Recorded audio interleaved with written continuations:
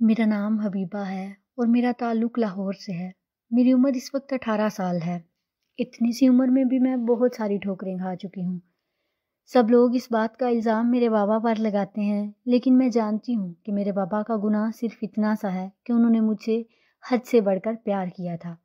ہم لوگ 4 بہنیں تھیں، میں بہنوں میں سب سے بڑی ہوں۔ ہمارا کوئی بھائی نہیں تھا، لیکن پھر بھی اماں ابا کے ماتھے پر شکن تک نہیں آتی تھی۔ وہ دونوں سب سے صرف یہی کہتے تھے کہ بیٹیاں تو اللہ کی رحمت ہوتی ہیں، ان کے ہوتے ہوئے میں کیسے رب کی ناشکری کروں۔ دادی اور نانی ہمیشہ ان دونوں کو کہتی تھیں کہ کوئی علاج کرواؤ یا کسی پیر بابا کے پاس جاؤ، اگر اتنا نہیں کر سکتے تو کوئی منت ہی مانگ لو۔ پر ان دونوں کا جواب ہمیشہ یہی ہوتا کہ اللہ نے ہمیں اولاد دی تو ہے، ہم لوگ آخر کس چیز کا علاج کروائیں۔ ان کی ایسی ہی باتوں کی وجہ سے سب لوگ ان سے ناراض رہتے تھے، لیکن اماں ابا خوش تھے اور وہ دونوں ہمیں بہت اچھی زندگی دے رہے تھے۔ دونوں کی کوشش تھی کہ ہمیں جتنا ہو سکتا ہے اچھا پڑھائیں لکھائیں۔ اس وجہ سے ابا روز کی 2 نوکریاں کرتے تھے۔ وہ صبح 9 بجے جاتے اور 5 بجے تک آفس میں ہوتے اور پھر رات 10 تک دوسرے دفتر جاتے۔ اسی طرح امی بھی صبح کے وقت ایک اسکول میں پڑھاتی تھیں۔ ہمارا گزارا اچھا چل رہا تھا۔ ہم 4 بہنیں اسکول سے گھر آتیں اور پھر قرآن پڑھنے چلی جاتیں۔ وہاں سے آ کر سیدھا ٹیوشن چلے جاتے اور گھر پر بھی اماں کے پاس ٹیوشن والے بچے آ جاتے۔ ایسے ہی سب اچھا چل رہا تھا کہ ہمیں اسکولوں سے چھٹیاں ہو گئیں اور کرونا کی وجہ سے چھٹیاں بڑھتی ہی جا رہی تھیں۔ میں جو پہلے اسکول پھر ٹیوشن جاتی تھی، سب کچھ بند ہو گیا تھا اور اب ہم سب بہنیں گھر ہی رہتی تھیں۔ ابا صبح دفتر جاتے اور اماں جو پہلے اسکول جاتی تھیں وہ اب گھر پر سلائی سینٹر شروع کر چکی تھیں۔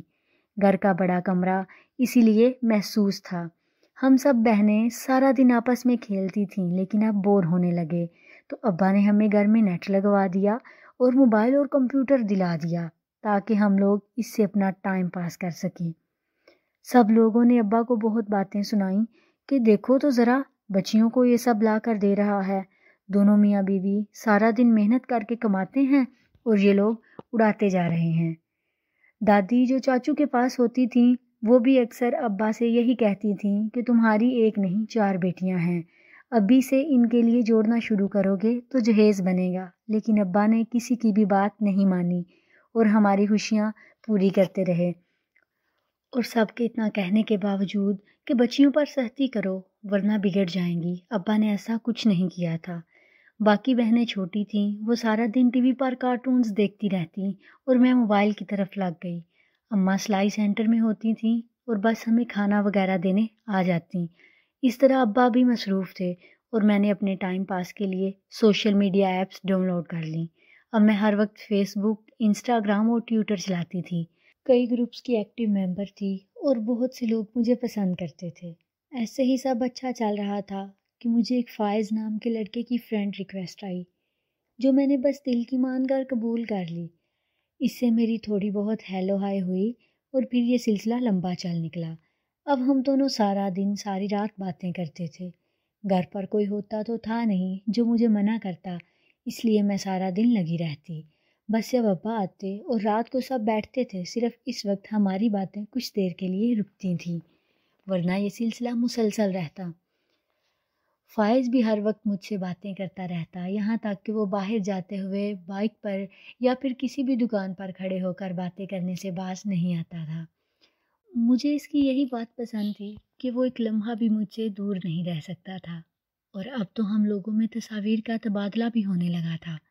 میں خوش تھی کیونکہ وہ ہر وقت میری تعریفیں کرتا رہتا تھا اور دن میں کم از کم 15 دفعہ مجھے تصویر بھیجنے کا کہتا۔ میں بڑی حیران تھی، لیکن وہ کہتا کہ مجھے دیکھے بنا اس کا گزارا نہیں ہوتا۔ مجھے بھی وہ بہت پیارا لگتا تھا۔ وہ بھی چھوٹا سا تھا، اس کی عمر مجھ سے 4-5 سال ہی زیادہ تھی۔ میں 13 سال کی تھی اور وہ 18 سال کا تھا۔ اب ہم لوگ آپس میں اپنی آنے والی زندگی کے کئی پلان بناتے تھے۔ ایسے ہی دن گزرتے جا رہے تھے کہ فائز نے کہا کہ ہمیں اب شادی کرنی چاہیے۔ میں نے اسے کہا کہ ابھی ہماری عمر ہی کیا ہے، مجھے کم از کم 20 سال کا ہونا چاہیے اور تمہیں 25 کا، لیکن وہ نہیں مان رہا تھا۔ اسے اب میری بہت زیادہ یاد آتی تھی اور میرے بغیر اس کا گزارا بھی ناممکن تھا۔ وہ کہتا تھا کہ تمہارے بنا مجھے اب سانس بھی نہیں آتی۔ اس کی ایسی باتیں سن کر میں بھی بے بس ہو جاتی تھی۔ میں نے باتوں ہی باتوں میں اماں ابا سے یہ بھی پوچھا تھا کہ اگر میرا کوئی رشتہ آتا ہے تو کیا ہوگا، لیکن اماں نے اس وقت کہہ دیا کہ تم بہت چھوٹی ہو۔ بڑے تایا نے بھی میرا رشتہ اپنے گھر کرنا چاہا، لیکن ابا نے صاف منع کر دیا کیونکہ انہیں میں بہت چھوٹی لگتی تھی۔ میں سمجھ گئی تھی کہ اگر ابھی فائز کے گھر سے کوئی آتا ہے تو اسے بھی منع کر دیا جائے گا، کیونکہ سب کو میں چھوٹی لگتی ہوں۔ اسی لیے میں نے فائز کو خود ہی جواب دے دیا کہ وہ میرے گھر نہ آئے۔ اس نے بہت ضد کی، لیکن میں بھی مجبور تھی کیونکہ اگر وہ ہمارے گھر آتا تو اسے بھی انکار ہی ملتا۔ آج کل مجھے ہر انسان پر شدید غصہ تھا کیونکہ مجھے ہر انسان اپنا دشمن لگ رہا تھا، خاص طور پر اپنے گھر والے، کیونکہ ان کی ہی وجہ سے فائز مجھ سے ناراض تھا اور اب وہ مجھ سے دور رہنے لگا تھا۔ میں جانتی تھی کہ وہ مجھ سے پیار کرتا ہے اور میرے پاس آنا چاہتا ہے، اس وجہ سے بس وہ ایسا کر رہا ہے۔ میں بھی ساری ساری رات اور دن روتی رہتی تھی، نہ کچھ کھاتی تھی اور نہ ہی پیتی تھی۔ اور پھر ایک دن فائز نے مجھ سے کہا کہ ہمیں باغ جانا چاہیے۔ میں نے اسے اس بات پر بہت غصہ کیا تو وہ بولا کہ مجھے اس حال میں روتا ہوا نہیں دیکھ سکتا۔ میں نے اسے پھر بھی بہت منع کیا تھا، لیکن وہ باز نہیں آیا اور مجھے حاصل کرنے کے لیے دلیلیں دیتا رہا۔ مجھے بھی اتنی ہمت آ رہی تھی اور 3-4 مہینے میں آخر رضامند ہو گئی اور میں نے فائز کے ساتھ بھاگنے کا فیصلہ کر لیا۔ میں نے اسے کہا کہ میں تو آ جاؤں گی اتنی دور سے، لیکن تمہارے پاس آنا کیسے ہے؟ تو وہ بولا وہ خود ہی میرے گھر آ کر لے جائے گا اور رات کے وقت میں بس باہر آ جاؤں۔ میں بھی مان گئی اور میں روز تھوڑی تھوڑی چیزیں نیچے گارڈن میں چھپا آتی تاکہ جب میں بھاگوں تو کسی کو بھی شک نہ ہو، اور اس طرح ایک رات کا پلان پکا ہو گیا۔ اور اب جب فائز باہر آیا تو میں جلدی سے گارڈن میں چھپایا ہوا سامان لے کر اس کے پاس پہنچ گئی اور گاڑی میں بیٹھ گئی۔ فائز نے پہلی دفعہ مجھے سامنے اور میں نے اسے پہلی دفعہ دیکھا تھا۔ ہم دونوں اس نئے شہر آ گئے اور فائز نے دوستوں کے سامنے ہی مجھ سے شادی کر لی۔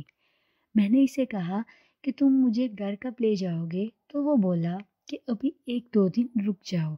اس نے مجھے اپنے دوستوں کے پاس ہی رکھا تھا۔ وہاں ایک کمرہ میرا تھا۔ سب لوگ مجھے باپی کہتے تھے اور بہت پیار کرتے تھے۔ تبھی ایک دن فائز جلدی سے بھاگتا ہوا گھر آیا اور اپنے دوستوں کو کان میں کچھ کہا۔ وہ لوگ بھی گھبرا گئے اور جلدی سے ٹی وی آن کیا، اور جب ٹی وی چلایا تو سامنے میرے اماں ابا تھے۔ وہ لوگ وہاں اونچی اونچی رو رہے تھے اور کہہ رہے تھے کہ ہماری بچی جو چھوٹی سی ہے اسے کسی نے اغوا کر لیا ہے، اور اس کا اعلان کسی نے اپنی مسجد میں نہیں کیا، وہ ایک بہت بڑا چینل تھا۔ میں نے فائز سے کہا بلکہ ہم ایسا کرتے ہیں کہ سب کے سامنے چلے جاتے ہیں اور مان لیتے ہیں کہ ہم نے شادی کی ہے۔ اب وہ لوگ کیا کر لیں گے؟ وہ کچھ بھی نہیں کر سکتے۔ تمہیں مجھ سے شادی ہی کرنی تھی نا، وہ ہم نے کر لی، اب وہ لوگ کچھ نہیں کریں گے۔ لیکن فائز نہ مانا۔ وہ اب دوستوں کے ساتھ ہر وقت سرگوشی میں بات کرتا رہتا تھا۔ اور پھر ایک دن وہ مجھے اپنے گھر لے گیا جہاں اس کے گھر والے تھے۔ اس کی اماں کا حلیہ بہت عجیب سا تھا، جیسے وہ لوگوں کے گھروں میں کام کرتی ہوں۔ فائز نے مجھے کہا کہ دیکھو اب پولیس ہمیں تلاش کر رہی ہے اور وہ جلد ہی ہمیں ڈھونڈ لیں گے، اس لیے تمہیں اب میری بھی حفاظت کرنی ہوگی اور ہمارے پیار کے لیے لوگوں کے سامنے ڈٹ جانا ہوگا۔ اس کی ان جذباتی باتوں کی وجہ سے مجھ میں بھی نیا جوش آ گیا تھا، اور میں نے کہا کہ اب میں کچھ بھی کر کے تمہاری حفاظت کروں گی کیونکہ تم میرے شوہر ہو۔ فائز نے کہا کہ اگر دنیا والوں نے ہمیں الگ کرنے کی کوشش کی تو ہم دونوں خودکشی کر لیں گے۔ اس وقت میں بھی اس کی باتوں میں آ گئی۔ فائز نے کہا کہ اب ہم خود دنیا کے سامنے جائیں گے اور سب کو کہیں گے کہ تمہارے ماں باپ تمہیں مارتے تھے اور کبھی بھی کوئی خواہش پوری نہیں کرتے تھے۔ تم نے انہیں رشتے کا کہا تھا مگر وہ نہ مانے، اور تم آتے ہوئے خط بھی لکھ کر آئی تھی، اور اس نے یہ بھی کہا کہ سب کو کہنا ہے کہ تم خود یہاں تک ایک ٹیکسی میں بیٹھ کر آئی تھی اور میری امی نے ٹیکسی کا کرایہ دیا تھا۔ یہ کہانی تو بالکل الگ تھی۔ میں نے فائز سے کہا بھی کہ ایسا مت کہو، یہ تو سب غلط ہے، لیکن وہ کسی صورت نہیں مان رہے تھے۔ وہ بس یہ چاہتے تھے کہ میں ان کی حفاظت کروں، اور پچھلے کچھ دن میرے جتنے اچھے گزرے تھے، میں اب اس شراب میں مکمل طور پر ڈوب چکی تھی کہ فائز مجھ سے بے تحاشا محبت کرتے ہیں، اس لیے میں یہ سب کرنے کو تیار ہو گئی۔ میں نے وہی سب جھوٹ بولے جو مجھے فائز نے کہا تھا۔ ہمیں عدالت میں بھی پیش کر دیا گیا، لیکن میں اپنی بات سے 1 انچ بھی نہیں ہلی تھی۔ مجھے سب کے سامنے فائز کو سچا ثابت کرنا تھا، اس لیے میں نے اپنی عمر بھی غلط بتائی اور سب کو کہا کہ میں 18 سال کی ہوں۔ پر میڈیکل کے ٹیسٹس کی وجہ سے میرا یہ جھوٹ جلد ہی پکڑا گیا اور پردہ فاش ہو گیا۔ بابا کسی صورت بھی کیس ہارنے کو تیار نہیں تھے، لیکن مجھے کچھ تو کرنا ہی تھا۔ میں بھی مزید جھوٹ بولتی رہی، لوگ میرے والدین کے کردار پر کیچڑ اچھالتے رہے، پر مجھے کوئی فرق نہیں پڑ رہا تھا۔ میں بس فائز کے پیار میں اندھی ہو گئی تھی۔ اس سب کے باوجود بھی فیصلہ میرے ابا کے حق میں آیا تھا اور مجھے ان کے حوالے کر دیا گیا۔ میں جب گھر گئی تو سب بہت خوش تھے، میری بہنیں بھی خوش تھیں، لیکن مجھے فائز یاد آ رہا تھا۔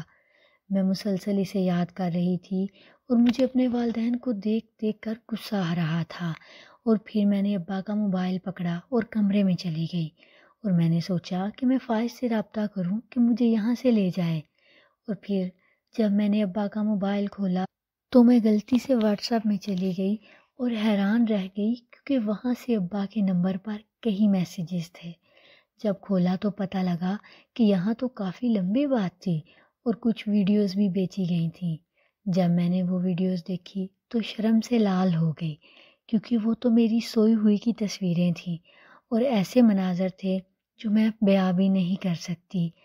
اس کے بعد فائز کے کچھ میسیج تھے جو ابا کو کہہ رہا تھا کہ وہ اس کیس کا پیچھا چھوڑ دیں، ورنہ یہ سب لیک کر دے گا اور مجھے بدنام کر دے گا۔ لیکن ابا اس سے نہیں ڈرے تھے اور اسے اس کے مقصد میں کامیاب نہیں ہونے دیا تھا۔ تب مجھے پتہ چلا کہ فائز ایک گینگ کا بندہ تھا جو کہ لڑکیوں کو ایسے ہی سوشل میڈیا پر بہلاتے تھے اور انہیں شادی کا جھانسا دے کر ساتھ لے آتے اور جھوٹا نکاح کر لیتے۔ لڑکیوں کے ماں باپ شرم کی وجہ سے نہیں بولتے تھے اور پھر یہ لوگ ان لڑکیوں کو آگے بھیج دیتے تھے، لیکن میرے باپ نے بہت شور مچایا تھا اور مجھ سے دستبردار ہونے کو کسی بھی صورت تیار نہیں تھے۔ ابا نے یہ ویڈیوز دیکھنے کے بعد بھی یہی کہا تھا کہ جو بھی کر لو میں بچی حاصل کر کے رہوں گا۔ مجھے بہت رونا آیا کہ میں نے کس قدر غلط کیا اور اپنے والدین کے بارے میں کیا کیا بولتی رہی۔ میں نے اب سوچ لیا تھا کہ اپنے کیے کا سارا بوجھ میں خود اٹھاؤں گی۔ اب کورٹ میں ایک اور پیشی تھی جو کہ فائز نے چیلنج کیا تھا۔ میں وہاں سب کے ساتھ گئی تو وہ مجھے دیکھ کر ہنس رہا تھا، پر میں اس کا ڈرامہ جانتی تھی، اس لیے میں نے کورٹ میں صحیح بیان دیا کہ فائز کا ایک گینگ ہے اور یہ دوست ایسے 1000 لڑکیاں لا چکے ہیں۔ سب حیران تھے کہ کایا کیسے پلٹی۔ تب میں نے انہیں حقیقت بتائی۔ اس کے بعد فائز پر لگے سب الزام سچ ثابت ہو گئے تھے اور اسے جیل کی سزا ہو گئی۔ وہ سارا گینگ بھی پکڑا گیا، اس میں فائز کی ماں بھی شامل تھی، اسے بھی جیل ہو گئی۔ آج میں اپنے گھر تھی اور بہت خوش ہوں۔ میرے ماں باپ مجھے پڑھا لکھا رہے تھے اور مجھے امید ہے کہ میں اب ڈاکٹر بن جاؤں گی اور پھر اپنے ماں باپ کا نام روشن کروں گی، اور اب میری زندگی کا ہر فیصلہ